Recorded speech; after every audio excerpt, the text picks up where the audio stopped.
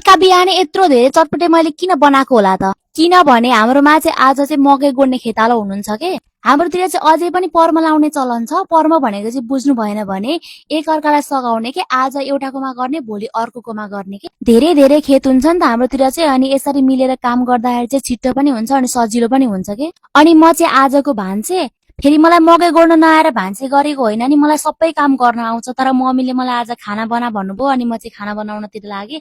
खाना भन्दा पनि सुरुमा चाहिँ खाजा बनाएँ। खाजा पनि के बनाउँदैछु भनेर हेरेर थाहा पाइसक्नु भइसक्यो होला। आजभोलि चाहिँ हाम्रोतिर चाहिँ राष्ट्रिय खाजा भनेको चटपटे नै भइसक्यो के।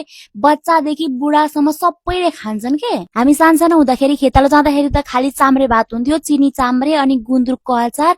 त्यो पनि भोक लागेको बेला त मिठै हुन्थ्यो हो। त्यो बेलामा कहाँ पाउने यस्तो चटपटे, पानीपुरी, चाउमिन, मोमो यस्तो कुराहरू खानको लागि त बजार नै जानु पर्थ्यो कि। त्यो पनि कहिले काहीँ बनाउँदा बनाउँदै यस्तो मिठो खाम देखिरहेको थियो नि। तर यस्तो बिहोरा गर भने त मार्छन् फेरि घरकाले। अनि बनाइसकेर खेततिर लिएर गए चटपटे र माउन्टेन ड्यू। माउन्टेन ड्यू डरको अगाडि जित छ। फेरि हामीलाई चाहिँ ड्यू नभए त चटपटे मात्रै त घाँटीबाट छिर्दैन नि फेरि। मैले चाहिँ के डाइटिङ गर्न थालेदेखि चटपटे खाएकै थिइनँ। यस्तो खानु मन लागेको थियो, यति धेरै क्रेभिङ भएको थियो। कन्ट्रोल गरी गरी गरी गरी बसेको, अनि आज पनि नखाम कि जस्तै लागेको थियो, तर होइन खाइदिए।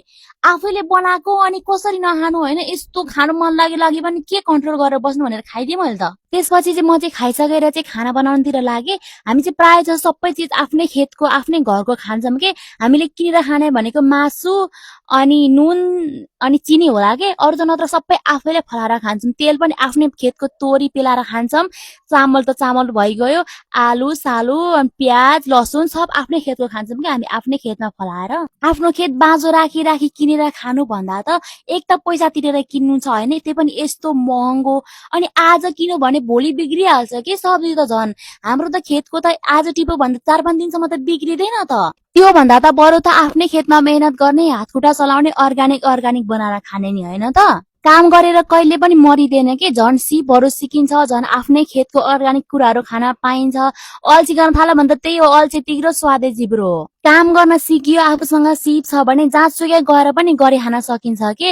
पछि गएर मेरो त पोइ त लफङ्गा पर्यो, जडिया पर्यो, दिनदिनै कुट्छ, घरकाले पनि देखि सक्दैनन् भन्नुभन्दा त बरु त आफूसँग सिप छ, कला छ भने जहाँसुकै गएर पनि आफ्नो पेट पालेर खान सकिन्छ के।